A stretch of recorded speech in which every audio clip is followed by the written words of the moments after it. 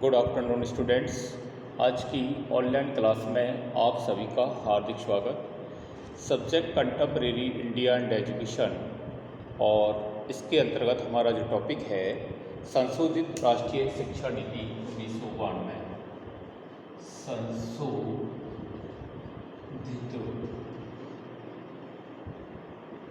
राष्ट्रीय शिक्षा नीति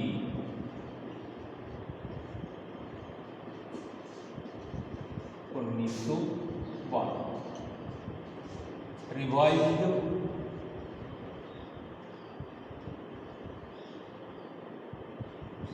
revised education national education policy, national education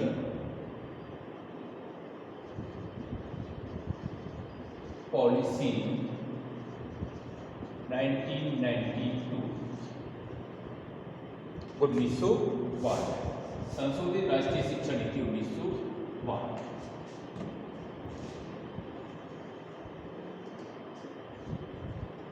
देखिए, शिक्षा का समग्र रूप और व्यवस्थित रूप से संचालन करने के लिए कोठारी आयोग 1964 लागू किया।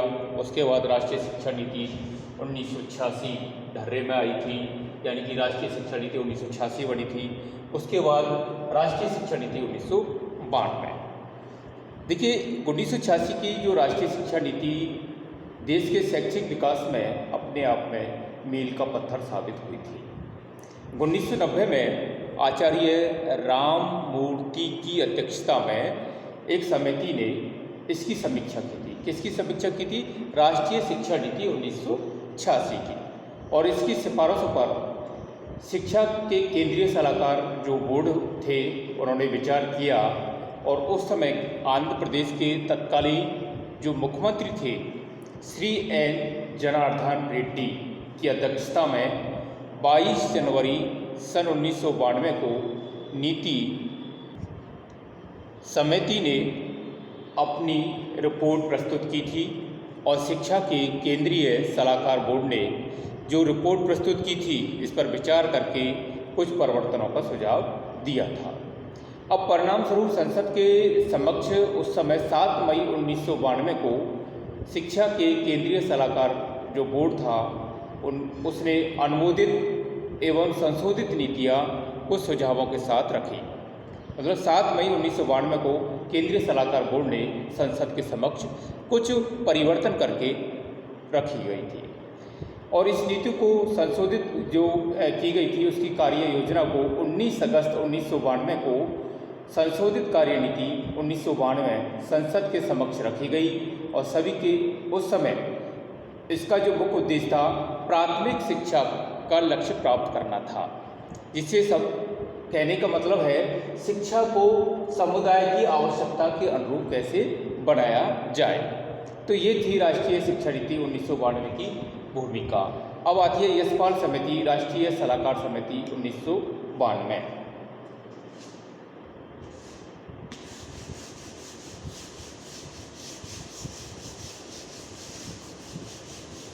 यशपाल समिति, यशपाल समिति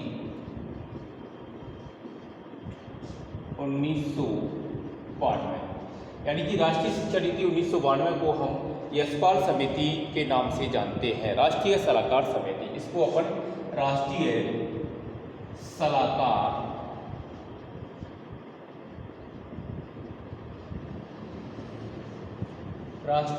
सलाहकार समिति के नाम से भी जानी जाती है।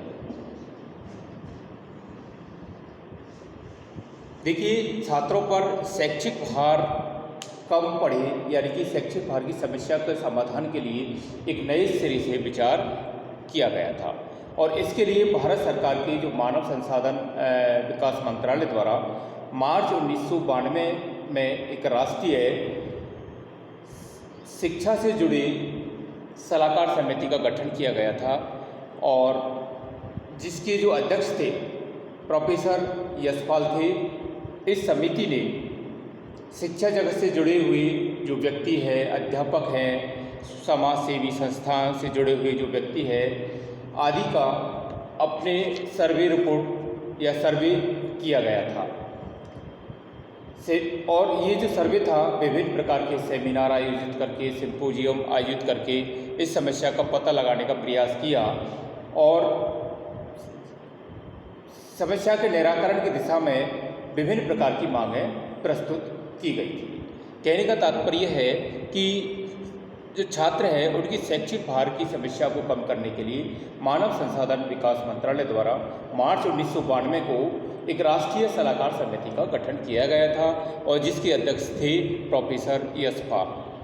प्रोफेसर यशपाल ने इस समस्या के समाधान के लिए, कौन सी समस्या थी, छात्रों पर शैक्षिक भार की समस्या के समाधान के लिए विभिन्न प्रकार के सर्वे किए गए। इन्होंने सेमिनार भी आयोजित किए गए, सिम्पोजियम भी आयोजित की गई थी और इस समस्या का पता लगाने का पूरा प्रयास किया गया। अब इस संबंध में इन्होंने विभिन्न प्रकार के विचार प्रस्तुत किए। तो अब इन्होंने जो सिफारिशें प्रस्तुत की थी प्रोफेसर यशपाल ने, तो वो थी, पहला है कि जो विभिन्न प्रकार के जो संगठन है, ये विभाग है, जिला, राज्य और राष्ट्रीय स्तर पर बच्चों के लिए स्कूलों में विभिन्न प्रकार की विषयों से संबंधित प्रदर्शनियाँ लगाई जाती हैं और निबंध लेखन किया जाता है। वक्तृत्व यानी भाषण के द्वारा छात्रों की उनकी योग्यता की जांच की जाती है।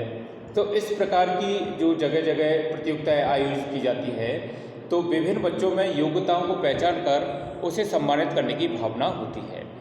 अब प्रोफेसर यशपाल समिति का मानना था कि इस प्रकार की जो व्यवस्था है एक व्यक्तिगत बालक की उपलब्धियों को सामने लेकर के आती है, बाकी की जिसमें अन्य जो बच्चे बालक जो होते हैं उनमें हीनता की भावना आ जाती है। तो उन्होंने बताया कि व्यक्तिगत उपलब्धि को पुरस्कृत करने वाली प्रतियोगिताएं जो होती है उनको हतोत्साहित करने की आवश्यकता है, अर्थात ऐसी प्रतियोगिताएं जो एक इंडिविजुअल बालक को की उपलब्धि को प्रोत्साहित करती है, ऐसी प्रतियोगिताएं आयोजित नहीं की जाए क्योंकि ये बच्चों की आनंददायक शिक्षा से वंचित करती है।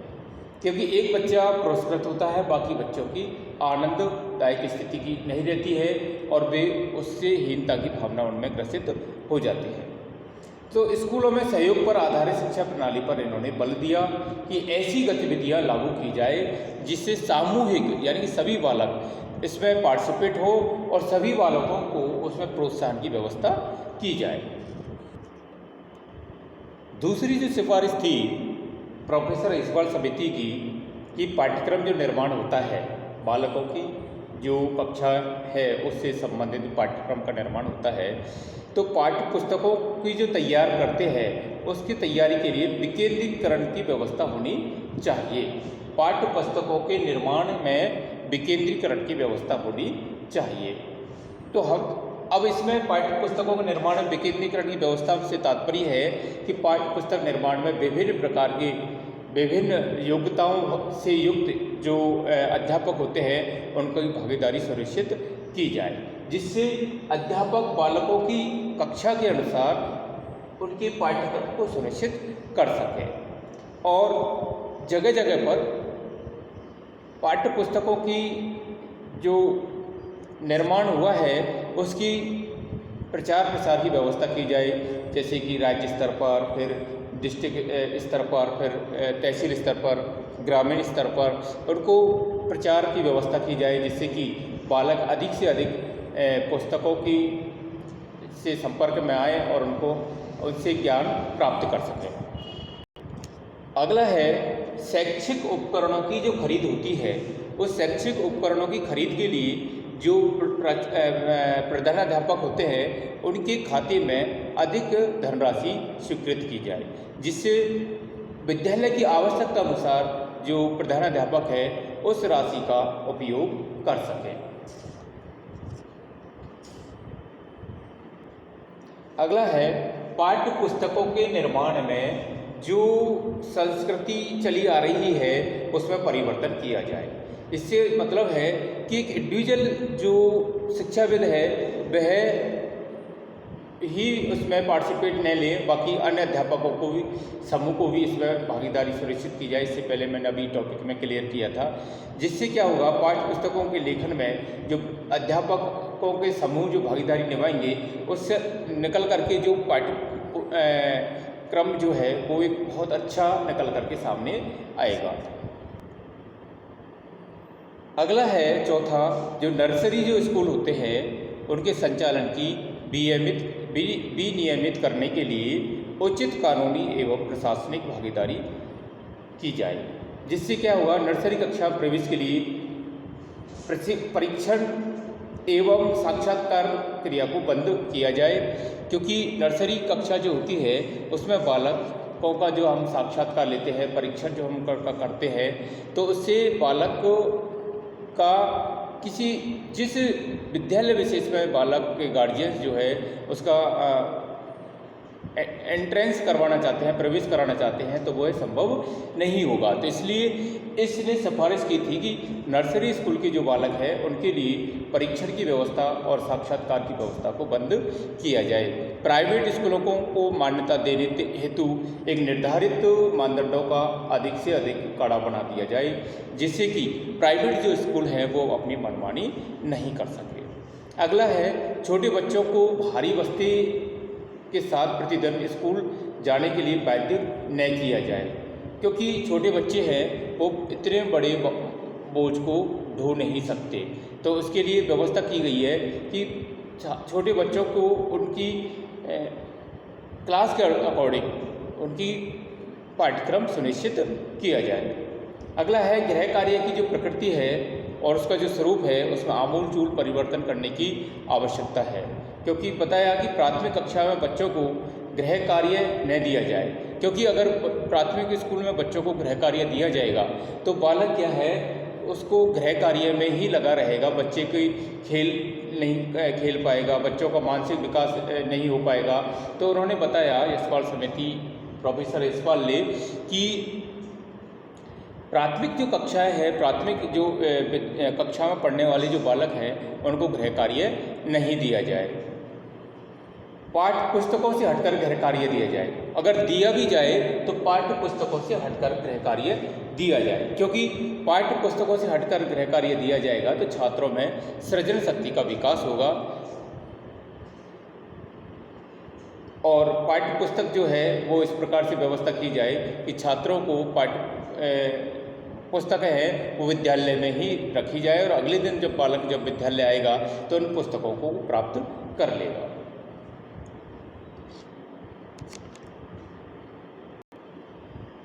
अगला है, शिक्षक और छात्र का जो वर्तमान जो रेशो है 1:40, अर्थात एक अध्यापक और 40 स्टूडेंट्स हैं, लेकिन कम से कम प्राथमिक कक्षाओं में से घटा करके 1:30 कर दिया गया, अर्थात एक अध्यापक और 30 छात्र किया जाए। इसी के आधार पर शिक्षा की भावी योजना बनाई जाए। अगला है, बाल केंद्रित शिक्षा की व्यवस्था की जाए, अर्थात बालकों को ध्यान में रख करके ही शिक्षा की व्यवस्था की जाए। जो क्लास का बालक है उसी क्लास के अनुरूप उसी बालक की शारीरिक और मानसिक योग्यता के अनुकूल शिक्षा व्यवस्था की जाए, क्योंकि बालक की योग्यता और उसकी मानसिक आयु के आधार को नहीं कैलकुलेट किया जाएगा तो बालक क्या है अध्यापक द्वारा पढ़ाई गई सामग्री को अच्छी तरह से समझ नहीं पाएगा। तो इसमें छात्रों की मानसिक आयु और उसकी शारीरिक स्थिति को ध्यान में रख करके शिक्षा प्रदान की जाए और साथ ही साथ उसकी कक्षा को भी ध्यान में रख करके शिक्षा प्रदान की जाए। 10वीं और 12वीं क्लास तक की जो कक्षाएं हैं उनकी जो अंत में सार्वजनिक परीक्षाएं जो ली जाती है उनकी समीक्षा की जाए, जिसके आधार पर पाठ्य पुस्तक आधारित प्रश्न सामने निकल करके आते हैं कि ये जो पाठ्य पुस्तकें निर्धारित की गई हैं 10वीं और 12वीं क्लास के लिए, क्या ये उस कक्षा के हिसाब से उपयुक्त है या नहीं है। तो ये थी यशपाल समिति की कुछ रिपोर्ट प्रस्ताव राष्ट्रीय शिक्षा नीति 1992 से संबंधित। आज की क्लास में इतना ही। कल हम पुनः नए टॉपिक के साथ उपस्थित होंगे। जय हिंद।